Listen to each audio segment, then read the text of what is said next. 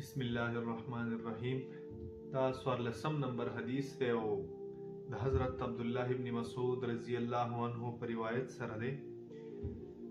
دا فرمایي چې نبی کریم صلی الله علیه وسلم فرمایلی دي: لا يحل دم امرئ مسلم الا بإحدى ثلاث: السيب الزاني والنفس بالنفس والتارك لدينه المفارق للجماعة.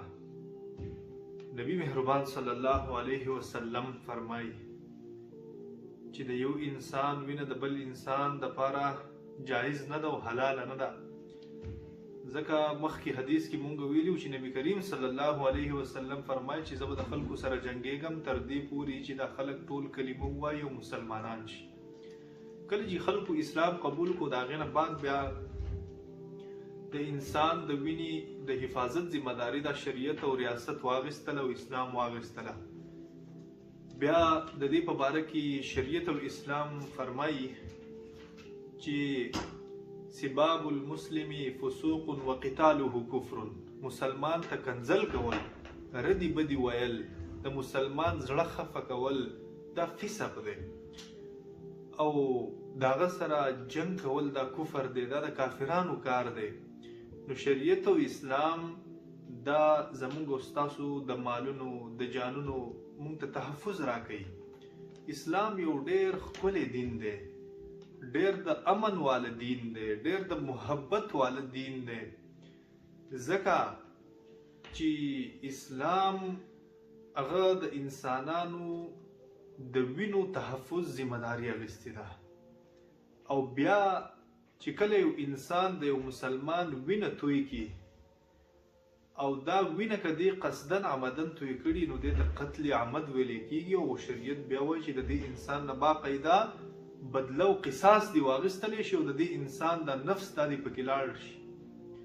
او که چېرته په خطا کې کړي نو بیا شریعت وایي چې خیر دی دیت دی ورکي او کفاره دی ورکي.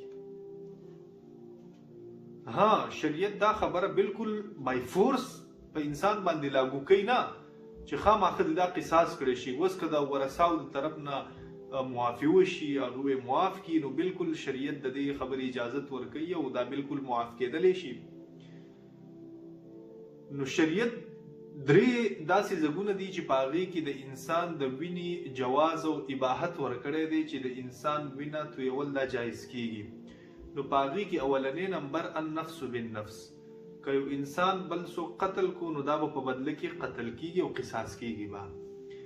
دویم نمبر الطیب الزانی، چې کوم شادي شده کس وي د هغه واده شوی دغه وخت کې دا انسان راولګي او دا د چا سره زنا وکړي نو شریعت د دې لپاره خپل شرایط مقرر کړي دي چې کله په یو انسان باندې ګناه دا ثابته شوه نو دا انسان دا به قتل کولی کېږي. خو دا به هر څوک نه قتل کوي بلکې دا هم د شریعت ذمہ داری ده او دا هم د ریاست ذمہ داری ده چې دا به دا انسان راګیروي او دا به بالکل په عدالتي طور باندې دې ته سزا ورکولی کېږي.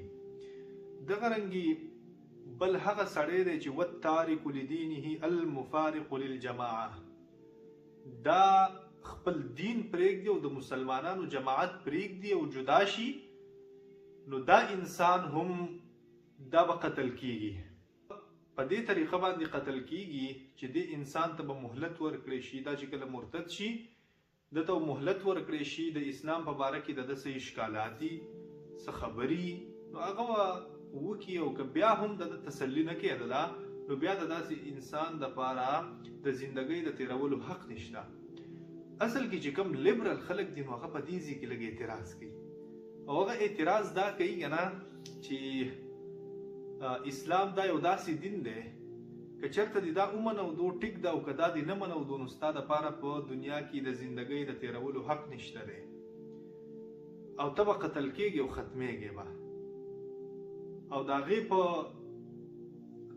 په اګینسټ کې هغوی دا دلیل پیش کوي چې دا خو دلته کې اسلام د جبر دین دی او بل ځای کې په قرآن کې راځي چې لا اکراه فی الدین، په دین کې څه کراهت او په انسان باندې زور د زبردستی نشته. انسان چې کله یو دینی ریاست کې اوسېږي او د مسلمانانو په ریاست کې اوسېږي نو مرتد ته سزا چې ده نو دا به حاکمي وخت ورکوي. نو حاکمي وخت چې کله مرتد ته سزا ورکوي نو د دې مطلب دا دی چې دا ریاست به اسلامي وي او دینی به وي. نو کله چې یو انسان هغه د مسلمانانو په ریاست کې د مسلمانانو مخالفت وکړي نو د دې مطلب دا شو چې د ریاست نه بغاوت وکړو. او کله چې یو انسان د ریاست نه بغاوت وکړي نو د لپاره بیا د ژوندۍ د تیرولو څه حق نشته دی.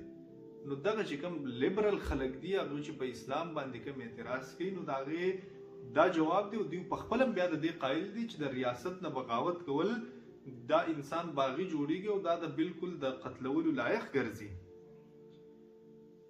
نو دا شریعت مونږ او تاسو ته د دې خبرې وضاحت وکړو چې انسان دا بالکل محفوظ دی. شریعت د دې د حفاظت ذمہ داری اخیستې ده.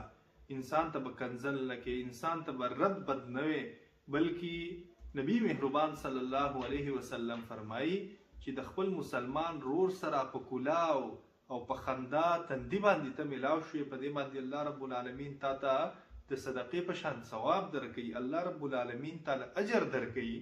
نو الله رب العالمین دې زمونږ او ستاسو د مسلمانانو په منځ کې دا اخوت، دا محبت، دا سوا کې او زمونږ د مسلمانانو د زړونه دي الله رب العالمین یو بل ته صفا کړي.